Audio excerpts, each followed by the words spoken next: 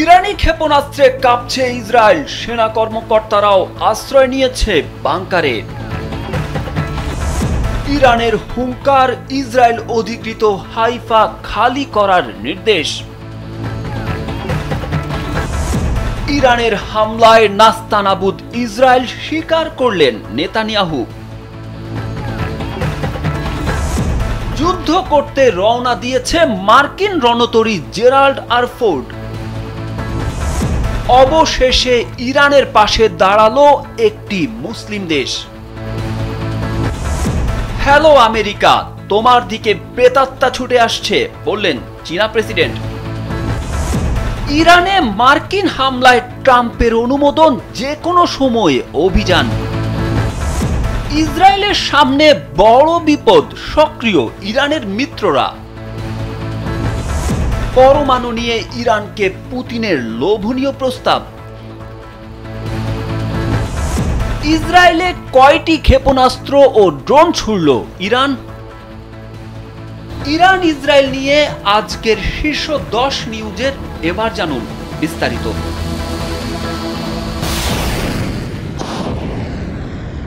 ইসরায়েলকে কোণঠাসা করতে তৎপর ইরান। দেশটিকে গুড়িয়ে দিতে ইরান কোনো চেষ্টার কমতিই করছে না। 13 জুনের পর থেকে দফায় দফায় তেল আবিবের আকাশে ঝরেছে ইরানি ক্ষেপণাস্ত্রের বৃষ্টি। আধুনিক সব মিসাইলে ক্ষতবিক্ষত হচ্ছে ইহুদিদের দখল করা ভূখণ্ড। গতরাত থেকে শুরু হয় ইরানের শাস্তিমূলক হামলা। তেহরান ভিত্তিক সংবাদ মাধ্যম মেহের নিউজ জানিয়েছে, হামলার এই ধাপে নতুন ধরনের ক্ষেপণাস্ত্র ব্যবহার করেছে ইরান। এই হামলার পর অধিকৃত ফিলিস্তিনে মুহুর্মুহু সাইরেন বেজে ওঠে। এদিকে ইরান ইসরায়েলের হাইফা শহরের বাসিন্দাদের জন্য এক গুরুত্বপূর্ণ সতর্কবার্তা জারি করেছে, যেখানে হাইফা শহর খালি করার নির্দেশ দেওয়া হয়েছে। সংবাদ মাধ্যমটি বলছে, হাইফায় বসবাসরত জায়োনিস্টদের জন্য একটি সতর্কতা জারি করা হয়েছে, যাতে তারা ইরানি ক্ষেপণাস্ত্র হামলা থেকে নিজেদের রক্ষা করতে পারে।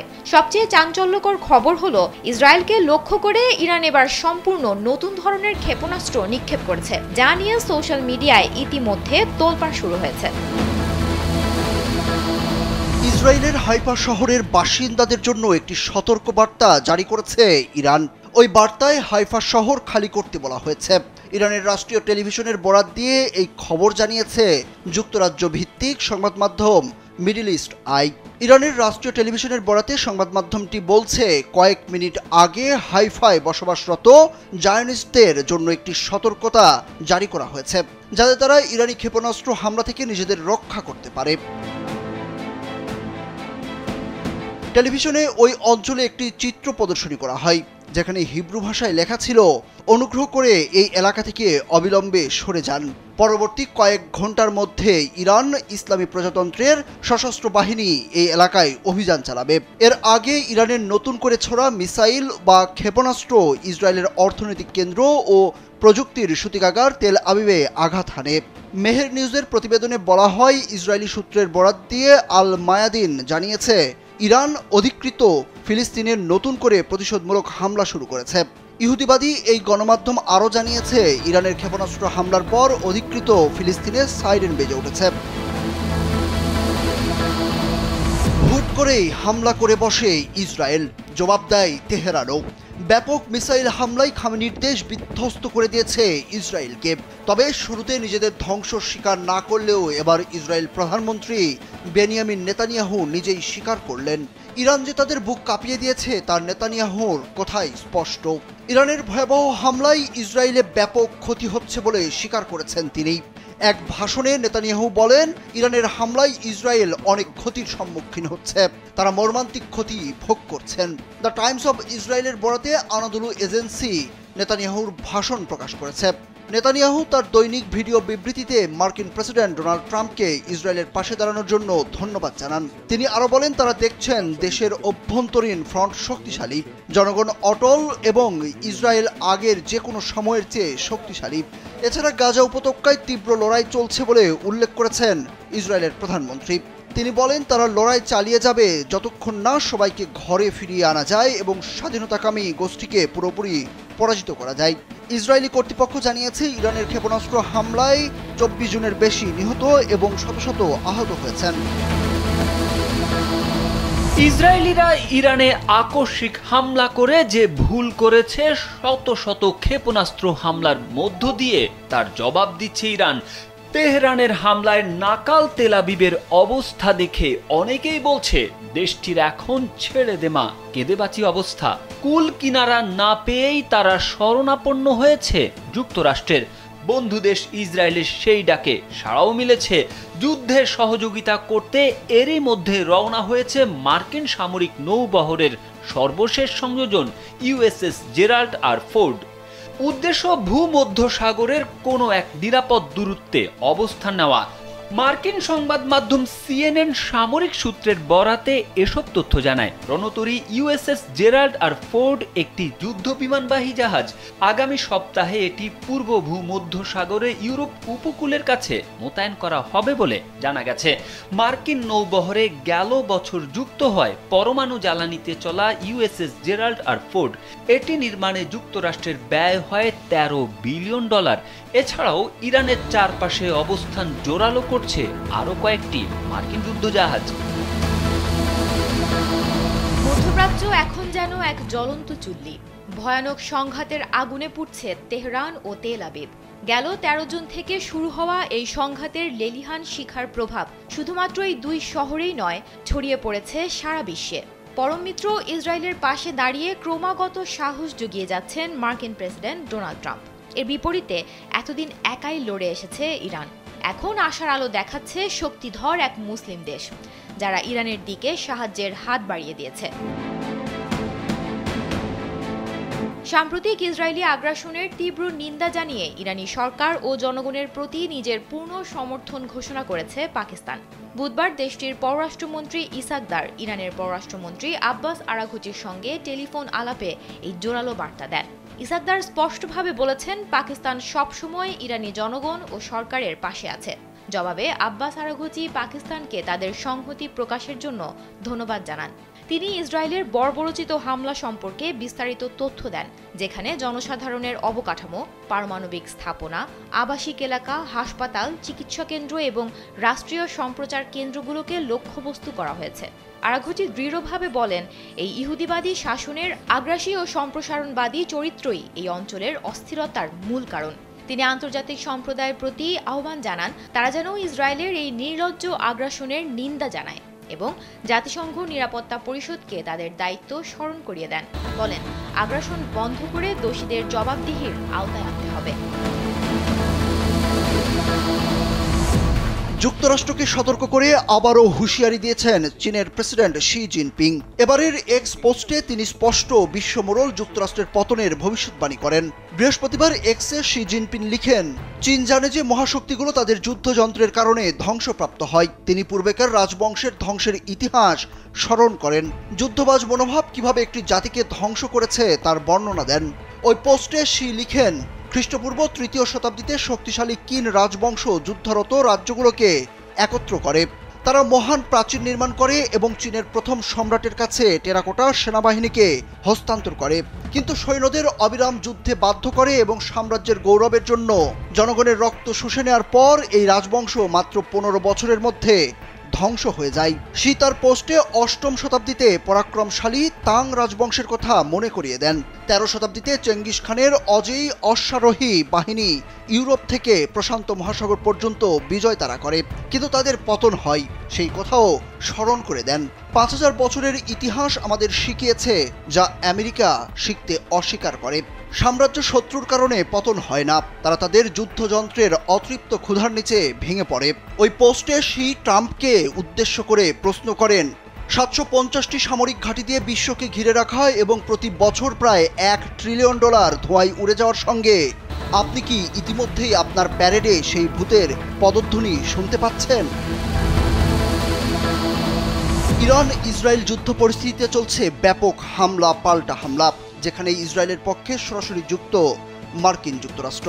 এ অবস্থায় গত কয়েকদিনে মধ্যপ্রাচ্যে সামরিক শক্তি আরও বাড়িয়েছে মার্কিন প্রশাসন। যুক্তরাষ্ট্রের নৌবাহিনীর 3য় একটি ডেস্ট্রয়ার প্রবেশ করেছে পূর্ব ভূমধ্যসাগরে, আর একটি দ্বিতীয় এয়ারক্রাফট ক্যারিয়ার স্ট্রাইক গ্রুপ পাঠানো হচ্ছে আরব সাগরের দিকে। এই যখন অবস্থা, ঠিক তখনই বড় ঘোষণা দিলেন মার্কিন প্রেসিডেন্ট ডোনাল্ড ট্রাম্প। ইরানে যুক্তরাষ্ট্রের হামলার পরিকল্পনায় অনুমোদন দিয়েছেন তিনি, তবে এখনই হামলার চূড়ান্ত নির্দেশ দিচ্ছেন না ট্রাম্প। মূলত ইরান শেষ পর্যন্ত তাদের পারমাণবিক কর্মসূচি পরিত্যাগ করবে কিনা এটি দেখতে অপেক্ষা করছেন তিনি।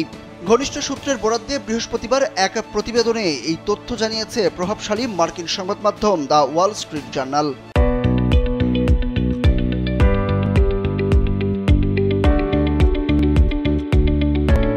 সংবাদ মাধ্যমটি বলছে, মার্কিন প্রেসিডেন্ট ডোনাল্ড ট্রাম্প মঙ্গলবার রাতে তার শীর্ষ উপদেষ্টাদের জানিয়েছেন তিনি ইরানের বিরুদ্ধে সামরিক হামলার পরিকল্পনায় অনুমোদন দিয়েছেন, তবে এখনই হামলার চূড়ান্ত নির্দেশ দিচ্ছেন না। ইসরায়েলি হামলায় শুরুতে ইরান কিছুটা বেকায়দায় পড়লেও বর্তমানে তারা গুছিয়ে উঠেছে। একদিকে ঝাঁকে ঝাঁকে ক্ষেপণাস্ত্র হামলা চালাচ্ছে, অন্যদিকে গুলি করে নামাচ্ছে ইসরায়েলের F-35 এর মতো অত্যাধুনিক যুদ্ধ বিমান ও ড্রোন। তবে ইসরায়েলি প্রধানমন্ত্রী বেনিয়ামিন নেতানিয়াহু বাহিনী আরও বড় বিপদে পড়তে পারে সামনে, কারণ যে কোনো সময় মাঠে নামতে পারে ইরান সমর্থিত ঘনিষ্ঠ সশস্ত্র গোষ্ঠীগুলো। ইসরায়েলের চারপাশের বিভিন্ন দেশেই মোতায়েন আছে এসব মিলিশিয়া বাহিনী। ইরান দ্রুত সময়ের মধ্যে এসব গোষ্ঠীগুলোকে পুনরুজ্জীবিত করতে পারে। সংবাদ মাধ্যম আল জাজিরার এক প্রতিবেদনে এমন আশঙ্কার কথাই তুলে ধরা হয়েছে। এতে বলা হয়, গোষ্ঠীগুলো সক্রিয় হলে তা সমগ্র অঞ্চলকেই অস্থিতিশীল করে তুলতে পারে। যদিও ইরানের মিত্র মিলিশিয়া গোষ্ঠীগুলো চাপের মুখে আছে এবং তাদের সক্ষমতা কমেছে, তবুও তারা টিকে আছে। বিশ্লেষকরা বলছেন, যুক্তরাষ্ট্র যদি সরাসরি এই সংঘাতে জড়িয়ে পড়ে বা মার্কিন ঘাঁটি থেকে ইরানে হামলা চালানো হয়, তবে এর কঠোর জবাব আসবে। আর সেই জবাব কেবল সরাসরি নয়, বরং মধ্যপ্রাচ্য জুড়ে তাদের সহযোগী গোষ্ঠীগুলোকেও সক্রিয় করে দেওয়া হতে পারে।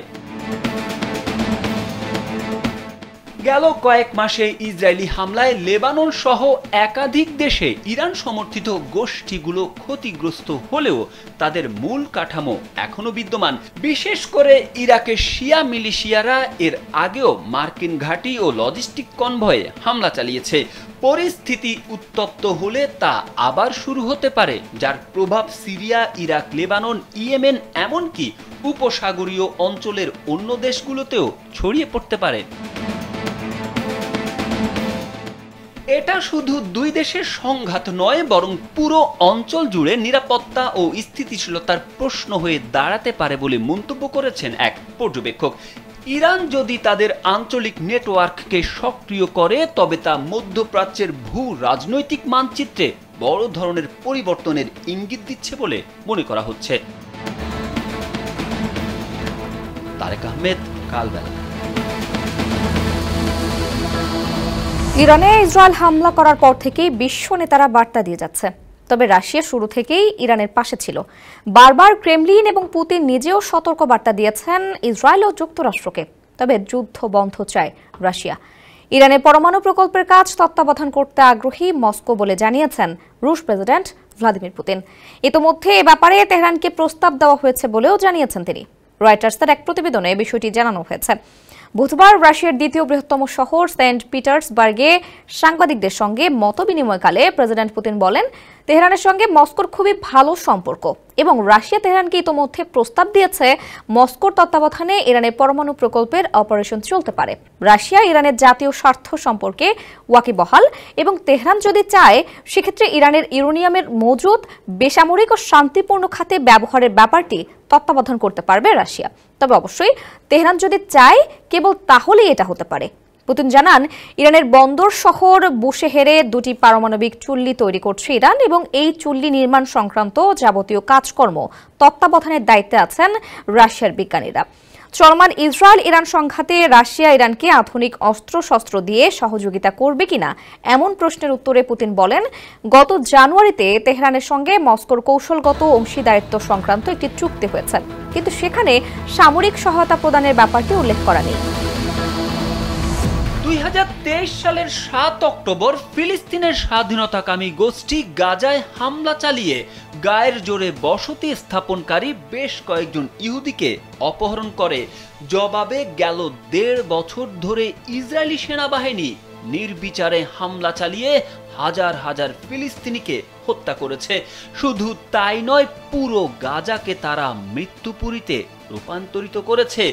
তবে এবার বোধহয় ইসরায়েলিরা হাড়ে হাড়ে টের পাচ্ছে ফিলিস্তিনিদের ঘর হারানোর বেদনা আর স্বজন হারানোর যন্ত্রণা। কারণ ইরানে হামলার পর থেকে বৃষ্টির মতো মিসাইল ছুড়ে ইসরায়েলকেও মৃত্যুপুরীতে রূপান্তরিত করেছে তেহরান। প্রতিনিয়ত গণমাধ্যমের খবরে উঠে আসছে ইসরায়েলিদের হতাহতের সংবাদ। গেল 13 জুনের পর ইরান ও ইসরায়েলের মধ্যে টানা কয়েকদিনের সংঘাতে উত্তপ্ত পুরো মধ্যপ্রাচ্য। উভয় দেশই পাল্টাপাল্টি হামলা চালিয়ে যাচ্ছে। এমন অবস্থায় সামনে এসেছে নতুন তথ্য। ইসরায়েলে 400 ব্যালিস্টিক ক্ষেপণাস্ত্র ও 1000 ড্রোন ছুড়েছে ইরান। সংঘাত শুরুর পর থেকে এসব ক্ষেপণাস্ত্র ও ড্রোন নিক্ষেপ করেছে দেশটি। ইসরায়েলি সামরিক কর্মকর্তার বরাত দিয়ে বৃহস্পতিবার এ তথ্য জানিয়েছে মার্কিন সংবাদ মাধ্যম CNN। এই হামলাগুলোতে এখন পর্যন্ত কমপক্ষে 24 জন ইসরায়েলি নিহত হয়েছেন, যাদের মধ্যে বেসামরিক নাগরিক এবং সামরিক সদস্য উভয়ই রয়েছেন।